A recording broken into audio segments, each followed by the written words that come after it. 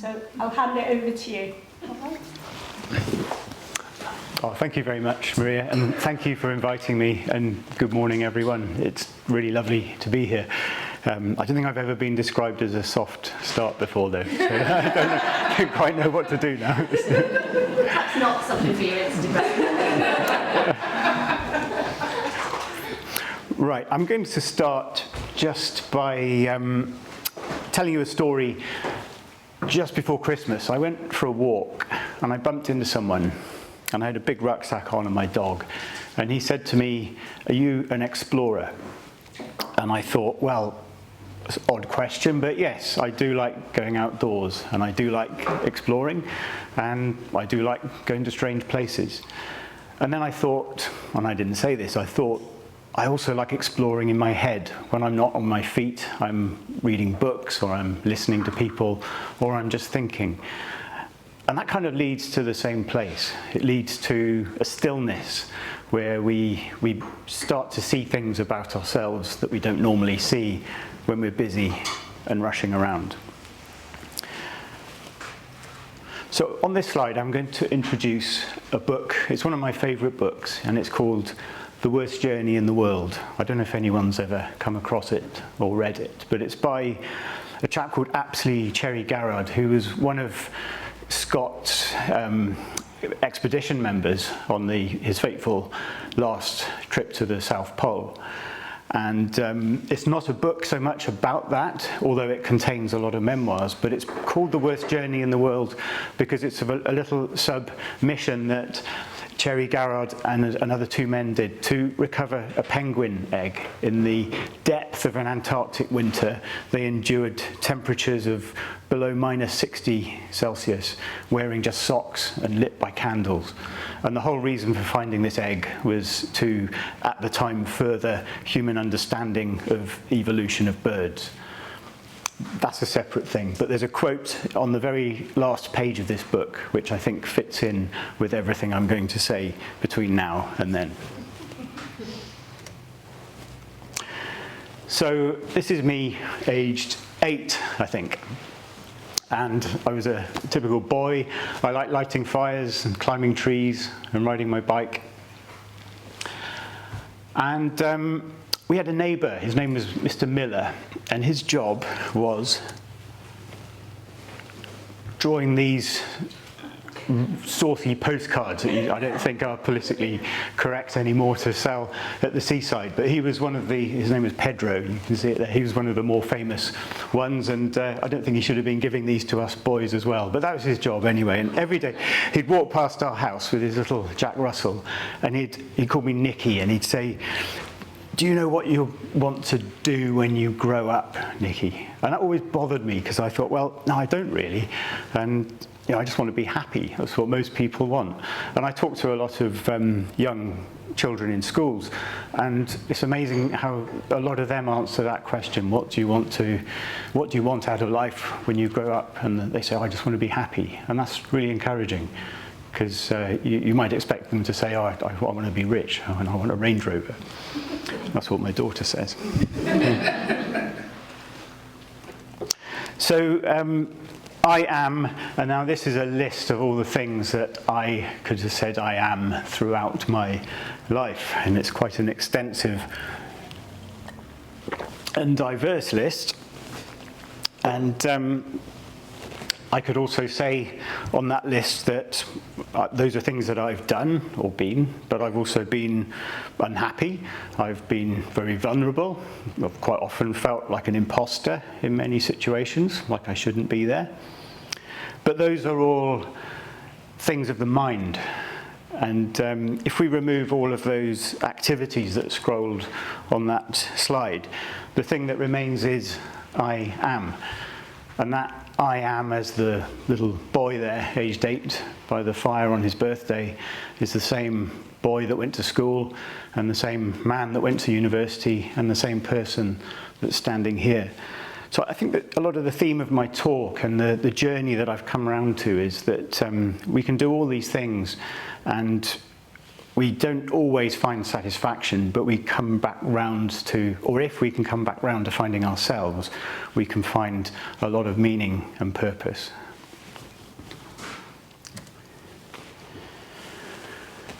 So this talk is in two parts, really. The first is a bit of a story. I've already started with me, aged 8. And then the second part will be lessons that I've learned in nearly 30 years of working and doing stuff and being horrifically busy. As Maria said, one of my main passions is photography, and hopefully we'll see at the end why. So rather than have slides with lots of words on, I've just put my pictures, and each picture in its own right could be a talk. And if anyone wants to ask about any of them, maybe we could do that at the end as well.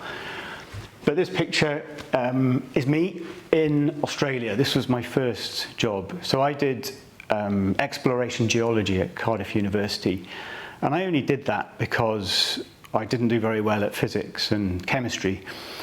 And I did really well in geology. And the only reason I did really well is because that was the only subject where we spent all our time outside running around with hammers.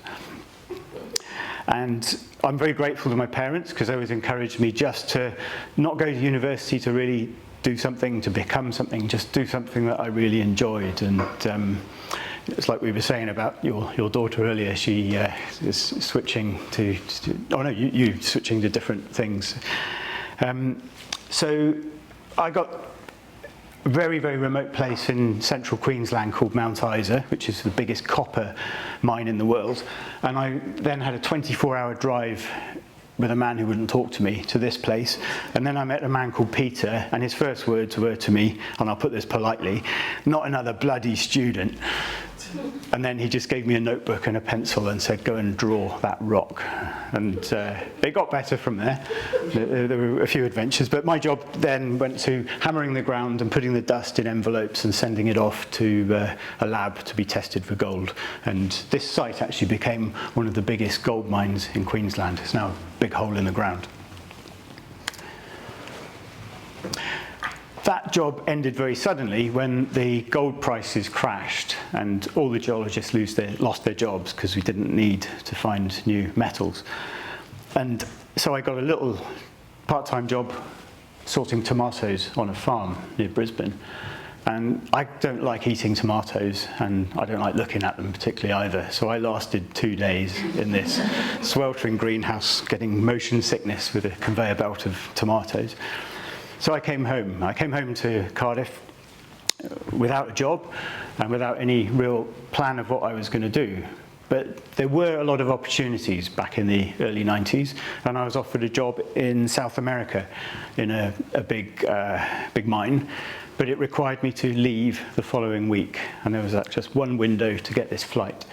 And then a funny thing happened. I got toothache. And then the next day I was in this hospital, which is called Cardiff Royal Infirmary, having my 4 wisdom teeth removed, which made me quite ill. It was a very physical operation. I think I've still got bruises on my chest. And I missed that flight, so that opportunity went. So then I thought, right, well, when I was in Australia, I really didn't like being told what to do, and I liked doing my own thing.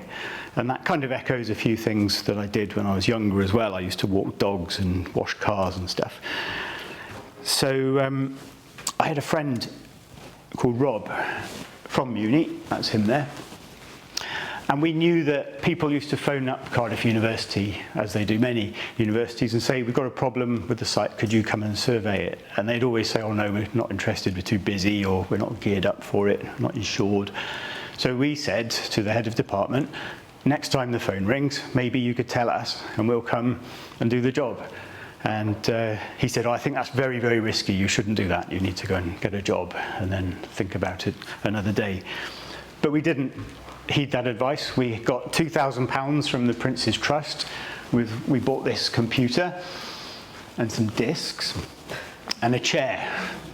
And one of us used to kneel on the floor and the other would sit on the chair, and we would dictate letters, marketing letters to people who might give us work. And then when our knees got tired, we'd change over.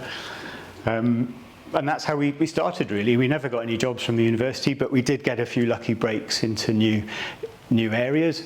And at that point, we hadn't set up a company. And the first job we did get, we thought, oh, we need a company. So we made up a name, which was TerraDat, which is about the Earth and data. And the thing that Pterodat does is mapping what is below the ground using a thing called geophysics. If anyone's watched Time Team on Channel 4, they call it geophys, and they make it cool. So that's what Pterodat does, and here's an example of what we look like. That's my colleague Katrine, and she's pushing an instrument called a ground radar. That's a bit like an X-ray machine for the ground. And if you push it around enough and you go to Spain, you end up with a picture like that. And then you interpret it and you say, these lines could be walls. And then when you dig a hole, you actually find a Roman settlement that nobody ever knew existed. So that's one of the more exciting applications of geophysics, but every job is different. We do a lot of work in this part of the world where there are stone mines, and especially around Bath and Combe Down, and you've probably heard about buses going down holes on the news. So nobody knows where they are, but we can find them without actually having to dig the earth up. So Pterodat is now just over 30 years old. We're a big family. This is my team. We're about... Oh. Oh, you've got it, did you? That's a big transition. There we go. This is a team with 25 geophysicists. Now, I've mentioned photography, and I'll mention it again, but one of the beautiful things about being your own boss is you can do whatever you want, and that includes not going into work some days. But it also means I get a chance to play around with cameras. And I thought, well, wouldn't it be cool if I could put cameras up high somehow and take pictures looking down? And so I experimented with long fishing rods, weather balloons. I nearly bankrupted a flower shop in Cardiff they filled this up with helium for free and not realising how much helium costs. And it didn't work anyway. And then ways of hanging cameras and making them work remotely under there. So you think, oh, why didn't I get a drone? They didn't exist then. But the reason I was doing this was not just to get visual impressions from above of our survey sites. It was to use a new type of technology or software process for converting thousands of overlapping images into three-dimensional models. So in other words, terrain mapping of the ground or of objects using photography. And I got into this through a friend who works for a Japanese company that make imaging equipment.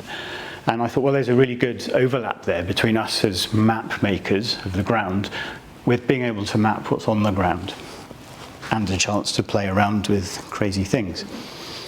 But this led to a little tangential sideline of the Pterodat business, which was called reality capture. So it's creating real scale representations of things. And suddenly I went from being a geologist looking at rocks and holes in the ground to getting phone calls from the Met Police saying there's been a plane crash at Heathrow and we've got some pictures, and we've heard from some guys at the RAF base in South Wales that you know how to turn pictures into maps. And so I thought, okay, well, we'll have a go. And we did turn about 12 pictures into a model of this plane, which was very instrumental in understanding how the fuel was distributed in the wings at the point of it stopping on the runway. And subsequent to this, I actually saw this plane in a hangar in Farnborough, just stripped down to its fuel system and wiring, like the skeleton of a plane. It's incredible what they do. And I also put my head inside the hole of the Lockerbie 747 that had been reconstructed there as well. So just incredible experiences just from answering a phone call from a friend in Japan. And then the next slide is a little animation, so I'll talk while it's running. This is using another type of reality capture called laser scanning, and this is underneath a place called Paris Mountain in Anglesey. So these are Victorian copper mines, and it's for a programme that was on the BBC in Wales called Hidden Wales, about hidden, lost places. And I met the producer, who became a friend, and I said, look, this would be a really good way of representing these spaces. And so he said, all right, let's have a go. And what we've just popped through here is into actually a Bronze Age mine. So we've gone from Victorian to Bronze Age, and there were still the tools on the ground, these rounded rocks where they pounded the ore out of the ground. And then this would have eventually led up to a chute on the surface where they took the ore away on boats, probably to Cornwall. So that's another way of storytelling. We're all storytellers, really, and whatever we do, we're gathering images and data and words and just communicating them. And that's another way of just doing something that I was passionate about, with collecting data and big numbers and software and communicating it to make places like that accessible.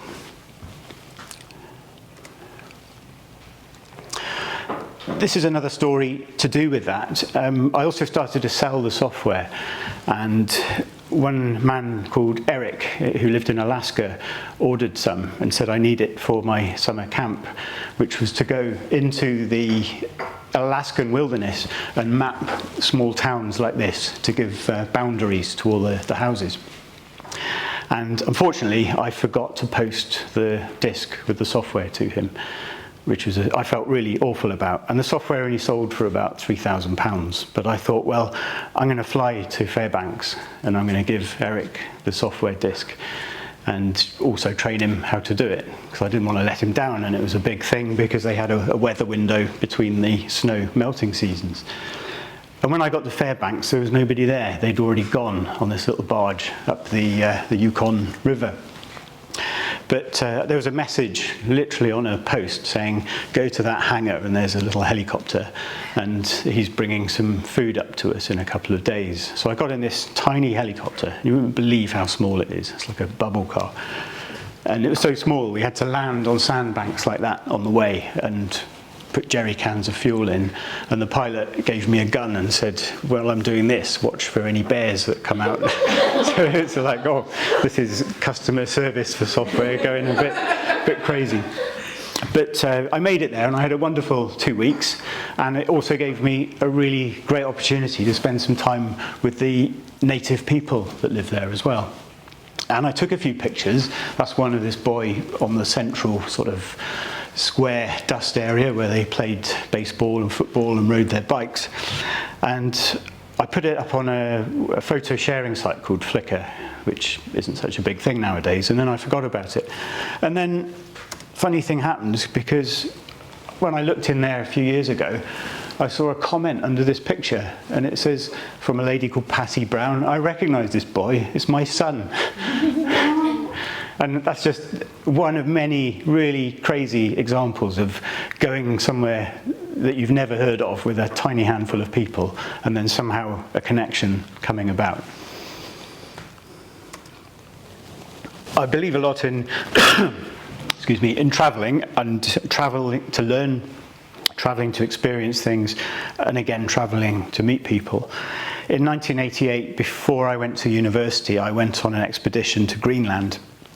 And I really wanted to go back, and I had a chance to go back, and one of the things I wanted to do was to photograph the Northern Lights, and this is one of my pictures. And another funny quick, I haven't got it, but a quick another coincidence. I went into a museum, into Cardiff Museum, and there was a exhibition by astronomers who did paintings, and this guy had a drinks mat with this picture on it that he painted. And I said to the girl there, that's my picture. And she said, oh no, my dad painted it. And then I got it up on my phone.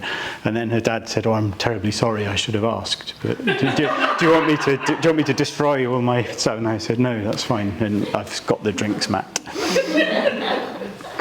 But while I was I was on my way back from this trip to Greenland, and I met a lady called Heather. And she was scouting out locations for a thing called the World Presidents Organization, and that's presidents of American companies. So wealthy Americans that don't want to do the average golfing holiday, they want big experiences. And she was planning a trip to Antarctica. And I jokingly said, well, if you need anyone to show them how to photograph penguins, give me a call. And 3 years later, after a bit of time in Chile and Argentina, I found myself on this National Geographic research ship going across the Drake Passage, and this was my first sight of Antarctica, sunrise and icebergs on a beautiful morning in the Weddell Sea, not far from where Shackleton's ship sank. And all my life I've been fascinated by the heroic polar explorers and read a lot about them. So to actually be there was really quite something. And I did wonder, how can this happen?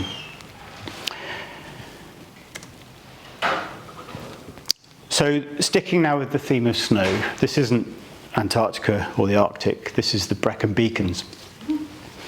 And my co-founders in Pterodat, we're all very alike people, similar values and similar interests. And we love the snow. And because we're good at making maps, we thought, well, how about if we could make maps of the weather to tell us when it's going to snow in the Brecon Beacons so we can skive off work and go snowboarding. And we did it. We just, or not me, but Rob, another Rob, who now lives in New Zealand, but he started to code up some software to take this global weather model, to create these maps, and every time it was right.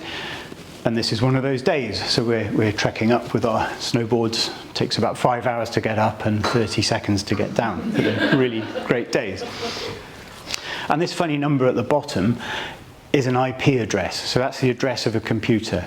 And that was a computer that we hid in a cupboard in Cardiff University to host this map on a website.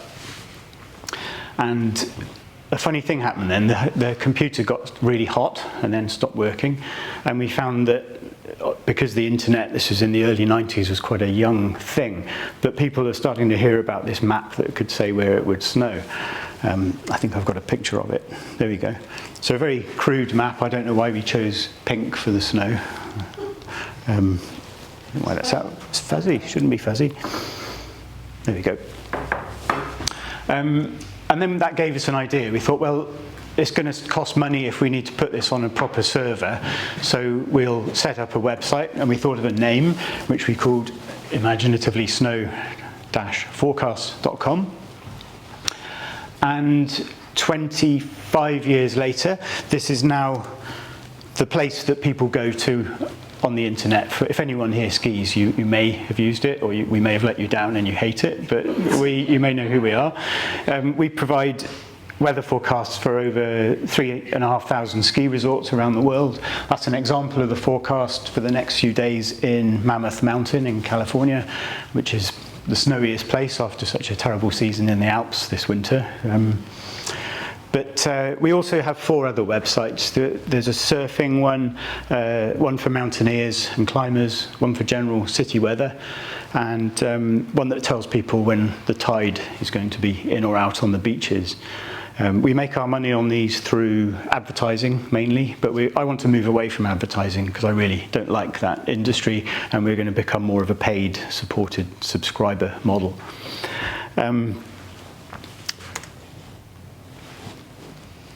This is an indication of the surf one. So this is another example of me not going to work and going down to West Wales and in a hurricane and taking photographs of Storm Ophelia, the big one that we had 3 years ago in Freshwater West.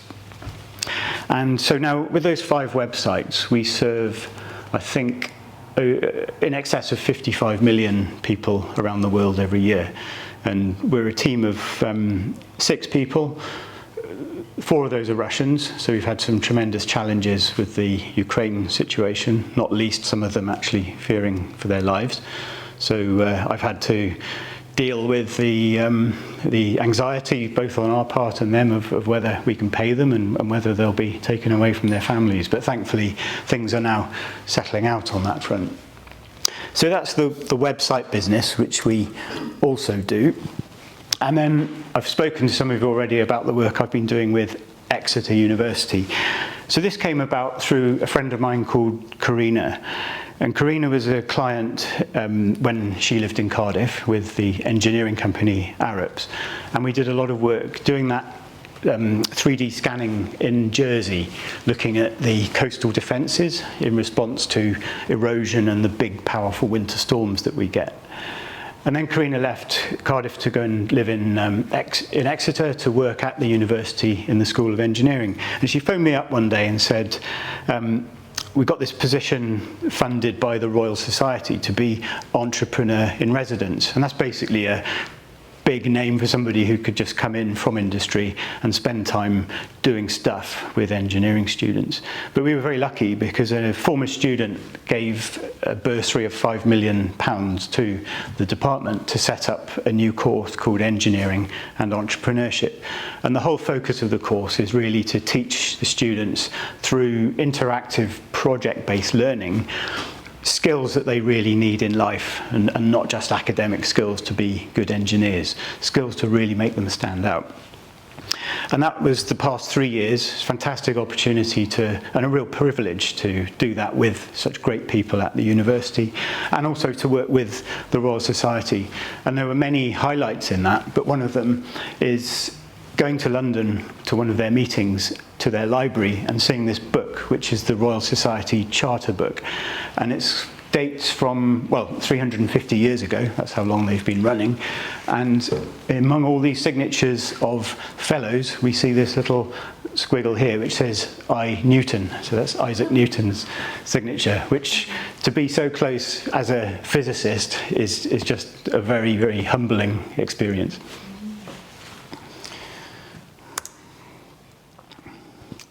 Right, and I'm going to talk now about some of the lessons that I've taken away. And as I said, each one is a photograph with a word on, and sometimes a quote. And these are the main things that I think are the most important to me that I'd like to share with you from the time. So the first one is purpose. And we define our purpose as the change that we want to bring about, either in our lives or in our businesses. It's the change that is defined by the skill that we have and something that we're passionate about. So I've kind of alluded to the fact that my passion for photography and travel has combined with, has led to some very interesting meetings and opportunities, and continues to do so. It's important to remember, though, that purpose is found in being and not in doing.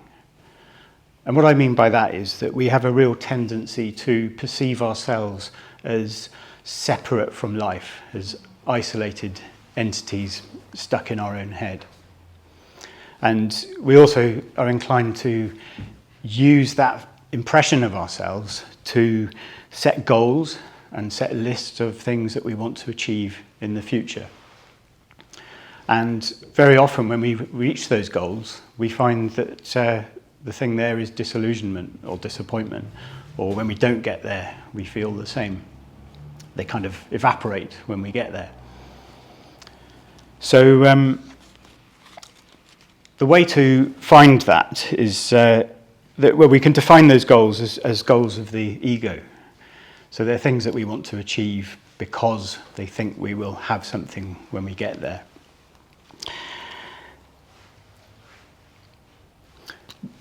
The way to really find purpose, I believe, is to surrender to that feeling of something will happen in the future, and just to step back and accept any inspiration that we get from without rather than within.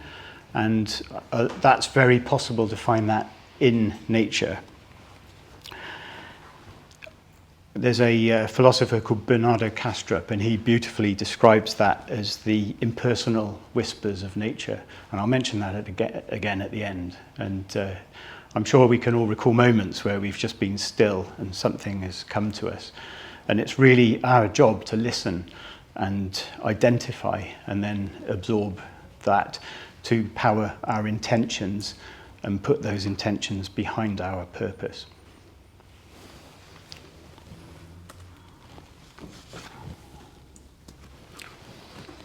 Oh, and there's a quote. I won't read the quotes out, but you can maybe, or maybe you can't see them actually, so I will. This is a quote by Einstein, and it kind of highlights that thing that if you can't think of anything, just think of two ways of living our lives. One is to go as though nothing is a miracle, or the other way is to go as if everything is a miracle.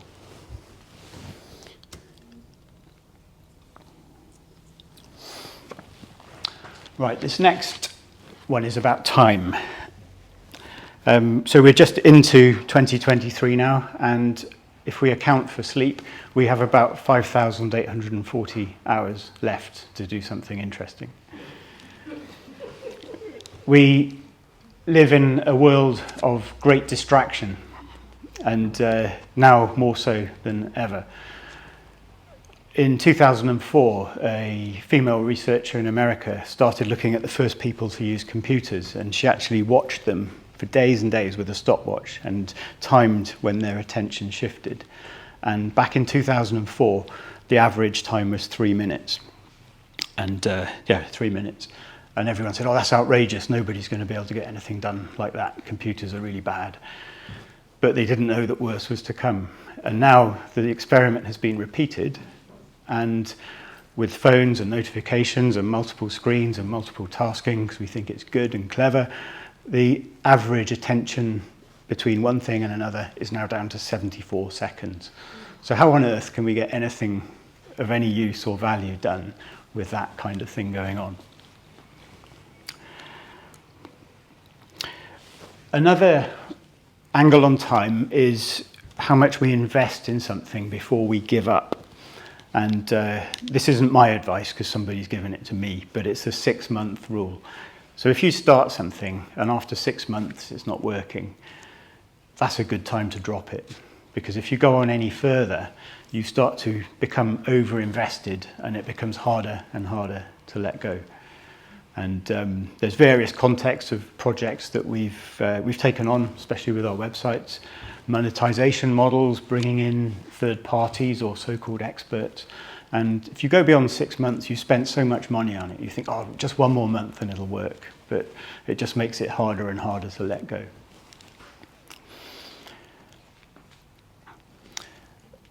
Someone said to me recently, what would a bird reply if you asked it what was the time?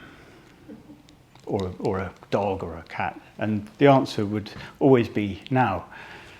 The time is now. And we are obsessed with living with thoughts of the past or the future, but very seldom the now. And when we think like that, it only really leads to suffering, because we're not present, we're not actually achieving anything right now. We're bringing, and I'm not saying it's bad to learn from the past or to look at past examples, but it's usually sentiments either with regret, anxiety or hope, and none of those emotions are particularly useful for getting things done in the now. So, we're only confined to those being lost in thought of the past or the future if we consider ourselves again to be a separate part of life and isolated entities. Now, another thing with time is flow. And I'm sure you have all experienced something or someone that will get a flow state going. And in that state, you feel a knowing of a situation. You perform beyond what you believe are your abilities. And an interesting thing happens with time. It seems to stop, or it doesn't matter. It becomes infinite. I can think of, I'm like that when I'm doing photography. I could be walking or processing images or sourcing them or writing. If I'm on my bike, you just get into that state and suddenly you think, well, how did I get here? And you just feel things are just flooding into you. And then there's all the famous examples with sports people. So time is not, achievement isn't dependent on time. You just need to find a state where you can perform, and time then has no meaning.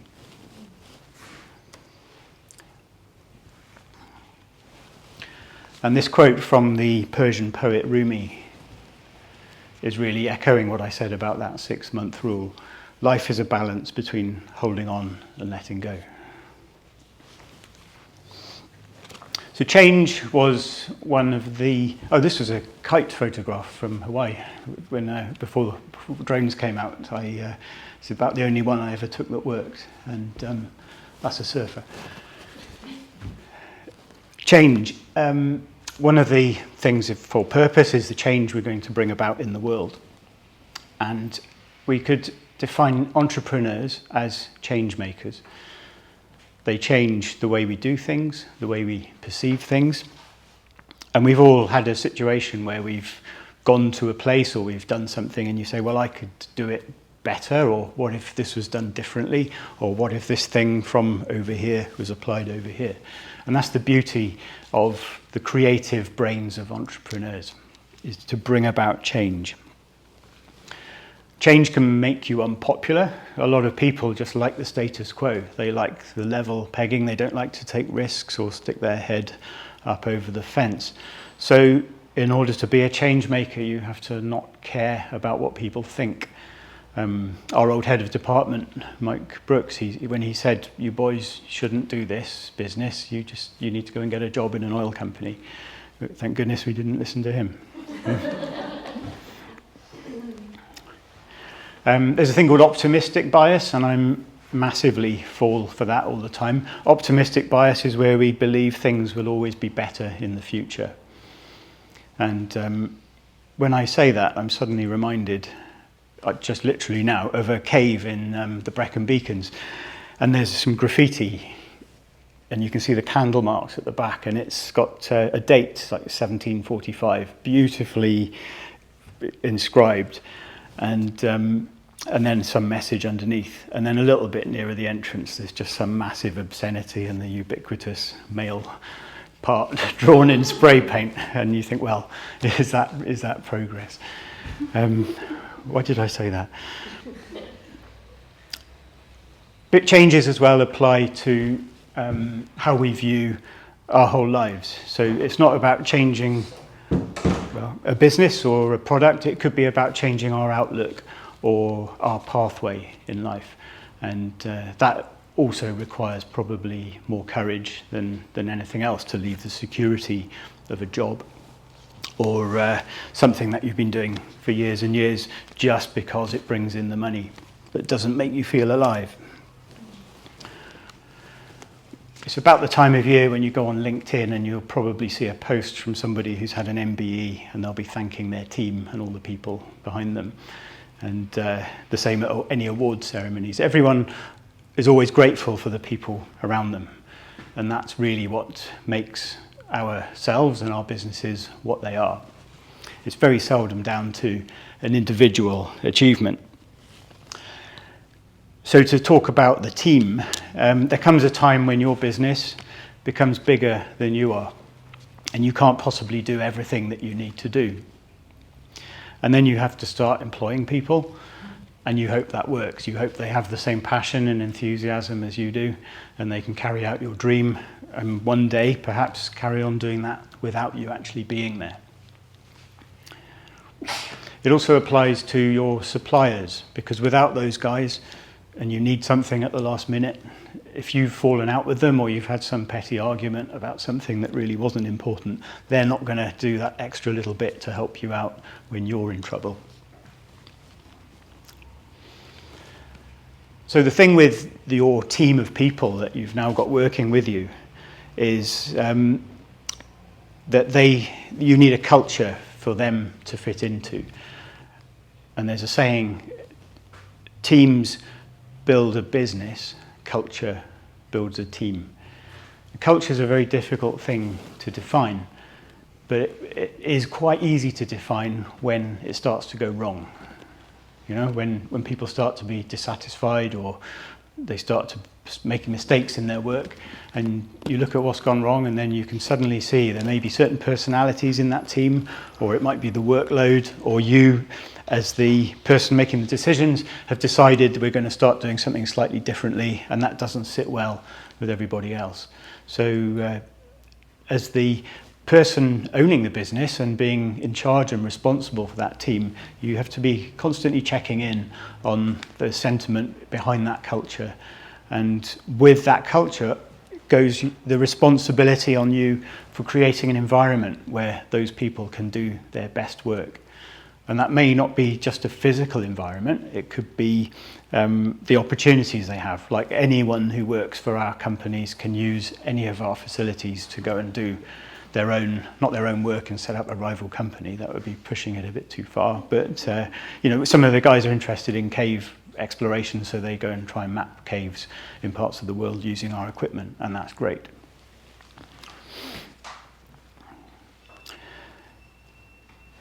And then people, as in the rest of the world. So those conversations with random people that can lead to great opportunities. That's so important. And that is what happens when we do that horrible word called networking. And that's where we feel the most vulnerable. That's where we go into a room and we don't know anyone and we feel, oh, they all know more than me. I feel like an imposter. I'm the youngest person here. I was always the youngest person at every thing in St. David's Hotel with Cardiff Business Club. I hated that. And I'd always go and try and find someone who looked like me with the peanuts on the little table on their own. And then you realise that's ridiculous because everybody's got the same thing in their head. And once you can treat that imposter as a friend, take them with you, then it becomes a lot easier. And then you can find actually people start coming to you. That's the incredible thing. And there's a quote from Robin Williams about people as well. And he said, everyone you meet is fighting a battle that you know nothing about. So be kind always. If you're nodding, you've heard that before. I think that's so important because judgment is such a bad thing. But when you see other people and you put that in your mind, it's very hard to not care. Always be learning. So I love learning. I don't like to do the same thing and just say, right, that's what I do and do that day in, day out. There's always new research. There's always putting yourself at the front of research and leading the way in your particular area or activity. We can also, as I've said about time, you can learn from the past. And one of the things that's so important that we tell the students in Exeter is learning from failure. And there's a thing with that pot of money we've got, we give £5,000 to each student, the best student in the third year, to actually take their project and try and go with it as a real business. And we very often hope they fail because they get to a point and they say, oh, that was a silly idea. But then they learn to pivot and change and move that into other areas. And acceptance of that as part of the process is very, very empowering for them. And again, it goes with that thing of after 6 months, if it's not working, either pivot or let it go.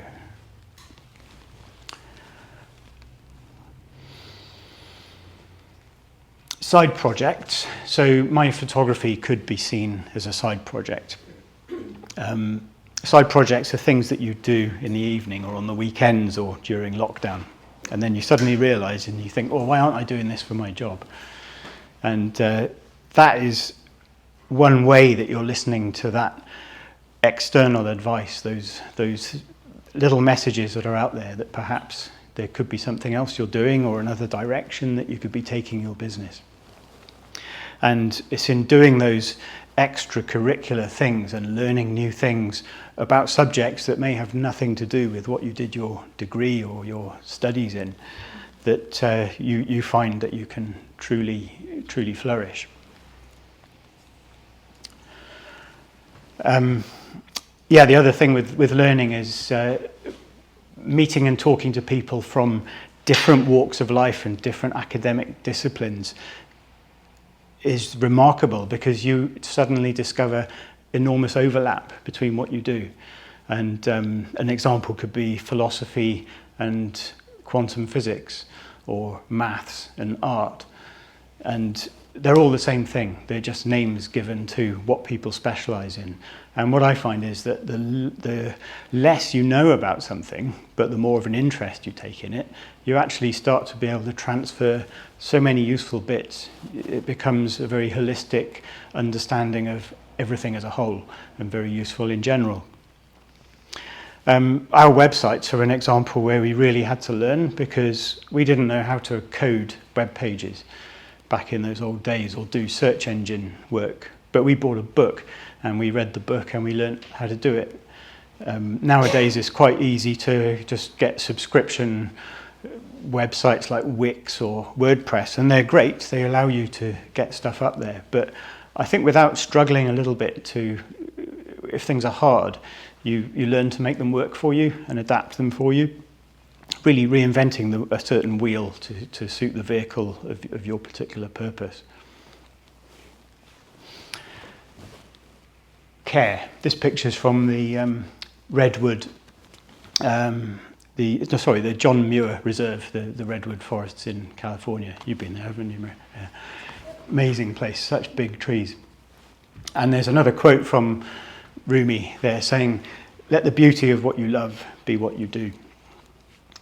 And if we remember back to that scrolling list of crazy things that I've been in the past, and that I am being the essential person behind all of those things, if you get in touch with that, you suddenly feel a connection or a sharedness with everything and everyone. And in that state, it's impossible not to care. And that extends then into your work. We sell a lot of t-shirts on our website, and then the emails, for some reason, there's a rule, and they go into a file where I never see them. So 3 months later, there'll be another email account with loads of complaints. But I always make a point of sending them out personally, and I always write a message for each person. And I just like that contact, even though, 56 million users sounds like a lot of people, and it could be showing off, but I don't sell 56 million t-shirts. But the ones that do, they have that contact with the people that own the business. And it's the same with complaints. I think complaints are a real golden opportunity to connect and show your values of who you are and what you do. I mean, yeah, I'm human and I don't read my emails, but if it gets so bad and someone actually phones up or they go on Twitter with some abuse, I'll go back with kindness and care.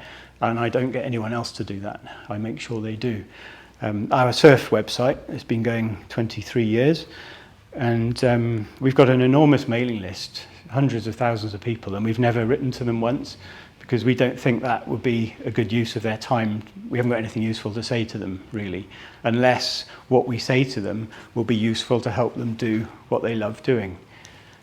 That's a line from behavioural science. The key to giving people what they want is just to help them do what they love to do.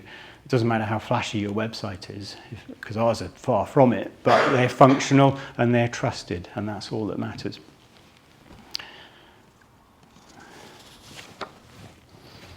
Okay, perspective. This is a photograph I took when I was walking my dog at the end of last summer, and I call it Heroes of the Forest Floor. And the reason is that I love being in there at last light when the sun moves round at a very low angle and it lights up all these little saplings on the forest floor. And just for a moment, they're the most important thing that you can see. And then they're covered in darkness and then they get trampled on. But going back to what we said about time and being present and the fact that we can't achieve that or obtain it if we see ourselves as separate, isolated individuals. If we have that view, we can only perceive the world through the five senses. We have no other access to intuition to see perspectives like this. We just walk around in our heads rather than walking around with open hearts to see things that show themselves to us. So perspective is very important with our businesses from the point of view of user experience. So being able to put yourself in the shoes of your customers, which is very difficult when you're doing technical things with a lot of experience of the science behind it, to communicate. Like what I said before, it's all storytelling. To communicate complicated gravitational measurements into whether your shed is going to disappear down a mine shaft at the end of the garden requires a certain amount of empathy for the user, and it's amazing how few people have that. Customer service I've already mentioned, so that is the perspective of how would I feel if I'd ordered a t-shirt and it hadn't come for 3 months? Or how would I feel if a company hadn't emailed me ever in 20 years of being a loyal customer, and then one day I got an email and it just said, thank you for being one of our first 500 users. We are now making it a paid website, but we value what you did for us and you can have it for free forever, because that's what we're doing. Creativity, so seeing things from a different perspective is what we all love about art and music. It's that artist's particular interpretation of an emotion or a place or a view, and that perspective forms a type of connection with us. And I think it's Steve Jobs said that creativity is connecting lots of different things together, which kind of overlaps nicely with what I spoke about with learning. Learning things from lots of different disciplines and forming those connections makes us creative people. And then lastly, perspective on ourselves. I used to have another slide called yourself, but I've skipped that and I'm including it on this one. So that's really just being able to look from outside at ourselves and see how we're doing. Are we working too hard? Are we getting enough sleep? Are we eating healthily? Are we spending enough time with our friends? Because we can get so wrapped up in our mission of where we want to be in 10 years' time in the future, we are no longer present. And if we lose that perspective on being present, then again it can lead to stress and illness and all the things that we see so much of in the world.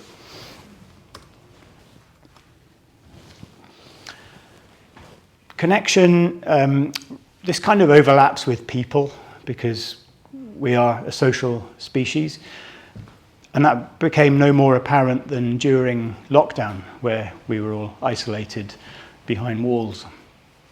But it also opened a great opportunity of all the remote connections that took place. And suddenly people from all over the world, like-minded people, were regularly getting together. Families were actually having conversations with different generations for the first time instead of texting each other. And so that's a real benefit and a real highlight of connection.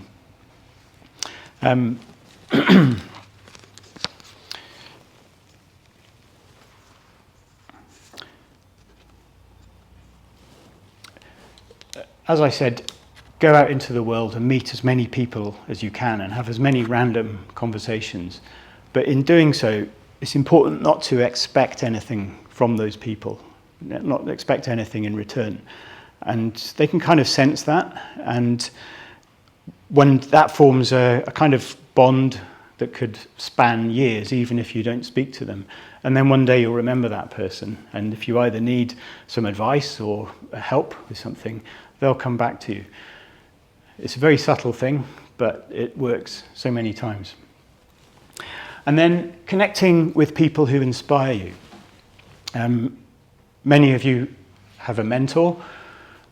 A mentor doesn't have to be a person that you have regular catch-ups with. It could be someone distant that you just listen to, or someone that speaks or writes, and you absorb their work. But the interesting thing is that you can reach out to those people and they like to be contacted. And they will give back. And I can give you two examples recently. The explorer Sir Ranulph Fiennes has been a hero of mine all my life. And I recently discovered there was a family connection. And just before Christmas, I had a telephone call from him. And we were able to, although unfortunately his memory isn't what it was now, but he was able to fill in a lot of blanks of things that only he knew from when he was a boy. And another example, I wouldn't say she's a hero of mine, but if anyone remembers the band Transvision Vamp, Wendy James, the singer, is someone I've been having a conversation with recently. And I did so because I think she's a very inspirational and bold woman who was maybe 10 years before her time. If she existed now, she would give a very powerful message to young people about self-worth and the positive sides of hardship. And in both those instances, I wasn't expecting any reply, but you try and it happens. And the quote there, I don't know who said this, but I think it's quite good and quite telling of society today, is that we no longer listen to understand, we only listen to reply. How many people do we have conversations with when they're just on transmit all the time? It's not a very nice feeling. Sorry, we were just saying my mother. Oh, I think it goes... Okay, I've got two more left. This one is called adventure. So by adventure, I don't mean doing amazing things like going to the South Pole or climbing several mountains or running lots of marathons. It could mean that, but that's not so accessible to many people around the lives that we lead. But there's a chap called Alistair Humphreys who's written a good book called Micro Adventures. And he's done some big things in his life, but Alistair's also an advocate of just getting outside, camping in the garden with your kids. He even did a circumnavigation of the M25 in winter. And it was good, it was very interesting. But so an example where I've done that, I've got two friends who live up near Aberdare in South Wales, and once a month we would put everything we needed for an overnight on our bikes and disappear off without any plan or direction into the forest with a cheap bottle of Lidl brandy and some firelighters and sleep in hammocks and then be back home the next day for work, and generally feeling pretty good and refreshed, even though our eyes were bloodshot with wood smoke.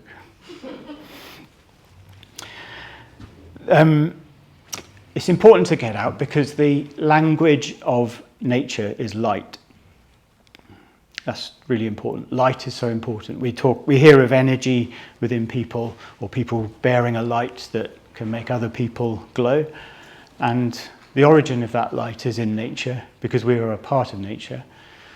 And we can think of that also just as the sun lights up the sky, ideas can light up the mind.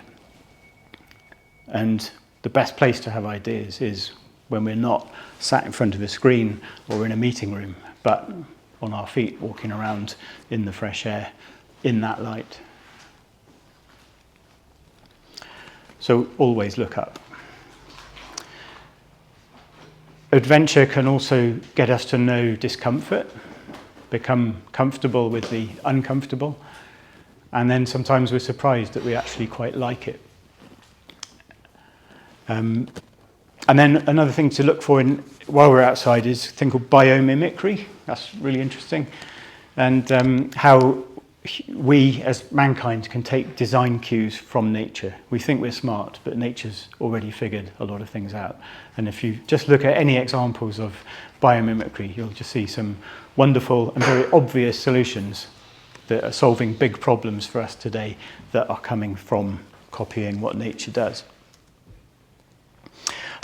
So here's the quote from the last page of The Worst Journey in the World, and I'll read it out because I can't remember it all. So while I read this, just think about all the points on the slides that I've talked about.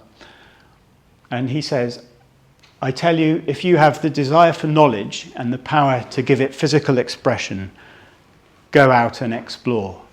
If you are a brave man, you will do nothing. If you are fearful, you may do much. For none but cowards have need to prove their bravery. Some will tell you that you are mad, and nearly all will say, what is the use? For we are a nation of shopkeepers, and no shopkeeper will look at research that does not promise him financial return within a year. And so you will sledge nearly alone, but those with whom you sledge will not be shopkeepers, and that is worth a good deal. And then he just says, if you march your winter journeys, you will have your reward, so long as all you want is a penguin's egg, which may not mean much unless you've read the rest of the book. But the story is they did this most incredible journey, shouldn't have survived, made it back to the Natural History Museum with this penguin's egg, only to find that there had been a paradigm shift in scientific understanding and nobody was interested. They wouldn't give him a receipt, and then they lost it.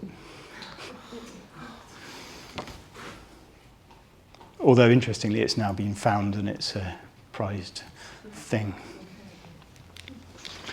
So the last lesson, which has really flowed through everything I've said, is about love. And in order for your business and your life and your product and your service and your team to flourish and survive, you need to love it more than anything else. And that means that you have to be prepared to go without sleep and not switch off and work every hour you can, go years without earning money, take the hit when things like the pandemic hit us all and nobody could go skiing.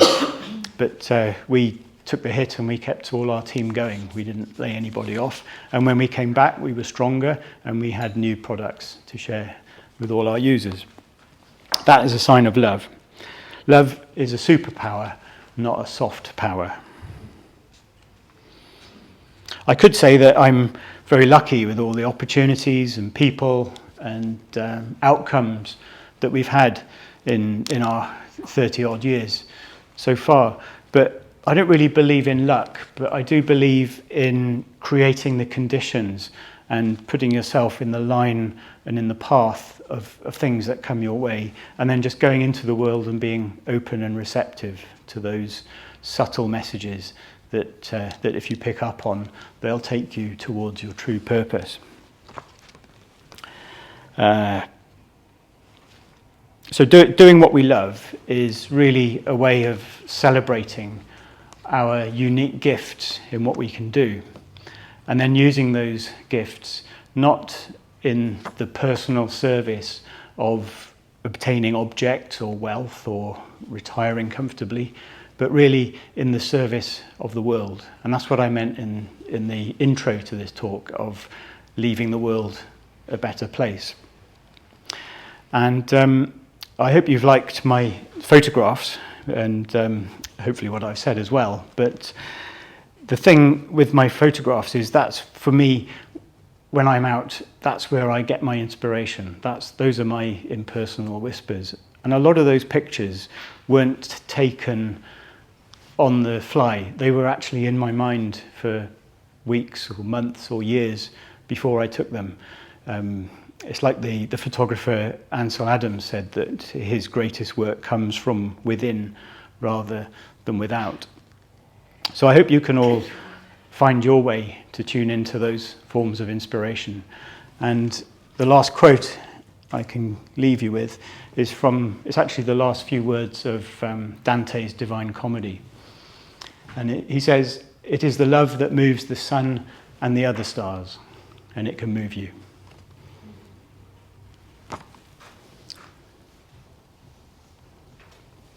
Thank you.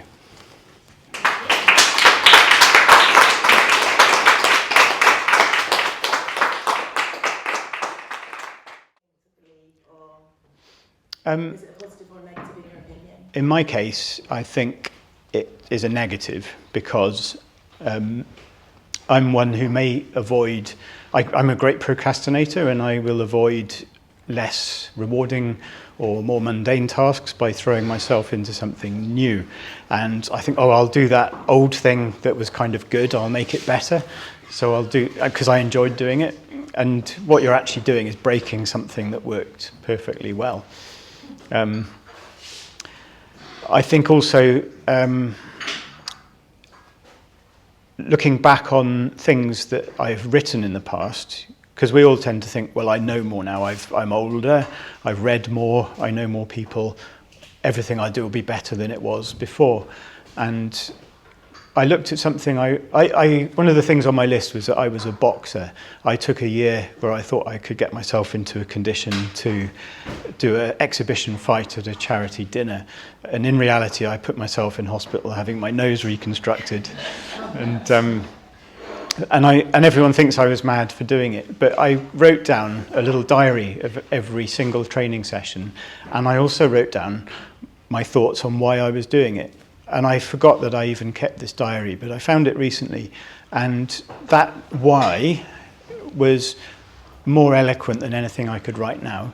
And it actually reflects a lot of my outlook and sentiments of life now. And it just shows that I was still that same person, and I was doing it as a bit of a quest and an investigation, but ultimately to find peace and stillness in knowing myself. So there's a very good example of future is not better. Oh, I see what you're saying. I took it to mean something different. Ah, Oh, that's interesting. yeah. And then we could also say, well, we're so smart now, we can dictate to a computer, we don't even have to use our hands. But then look at the sales of typewriters or notebooks or even iPads, where you can get a little overlay that makes it feel like a piece of paper. So those old analog skills and going slower are what actually let our creativity flow at the rate that it should. So getting the smartest computer or slickest tablet, again, isn't a sign of progress necessarily. I find it the same with like e-bikes. It's one of my biggest bugbears. The e-bike, right, makes life easy on a day-to-day, but then it defeats the point. It's not always ready. My father. That's exactly it. I'm like, I love that, but it means I'm not, You're quite right. And then I wasn't being disrespectful to tablets and also e-bikes, because tablets can help people with disabilities who maybe can't use their hands, just as e-bikes can help elderly people rediscover. My friend's dad is recovering from cancer, and he can ride with his son like he did when he was 16 because of an e-bike. Yeah. But if you're young and fit, then definitely. Yeah. What do you think has been your biggest mistake? My biggest mistake, I think, is with power comes responsibility.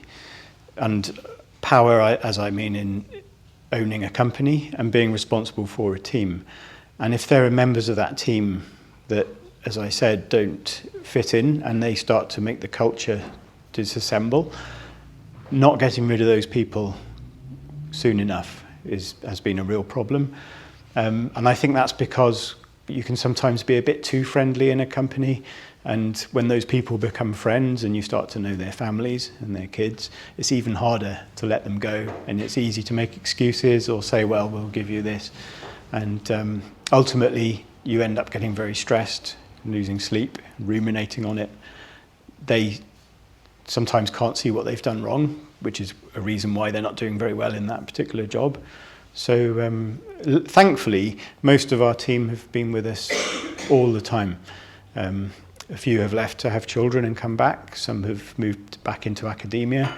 One lady went to Bristol University to become a Martian geophysicist, looking at earthquakes on Mars. But only 2 or 3 instances of individuals that maybe shouldn't have stayed as long as they should. So I would say that's my biggest failing of myself and everybody else. As an entrepreneur who's obviously done a lot of things and gets a lot of different ideas, how do you almost filter or prioritise those ideas? Because I can find, for example, I also go out to get inspiration, so I'll be out on a walk and I'll go, I want to do that and that and that and that and that, and I'd like to do that and I want to do that. But obviously it's just not possible given time. How do you actually lose the overexcitement about everything and filter down to what is the right way to go or the right path to take? You get used to people ignoring you. Used to that. Yeah. I would say it goes hand in hand with assembling a team to fulfill those ideas and not feeling that you are wholly invested in it from start to finish, which is a very hard thing to do because you end up being on the outside of something that you passionately conceived. And it's a struggle, and you think, oh, well, I've got nothing to do now, I've got no role, but when in fact you do. But it's a funny feeling. There's been... So that's one way. But the other way, I think, is just to really focus on what matters and be sure that you're not doing so many things that you're just trying to distract yourself from yourself. Which is definitely a risk, and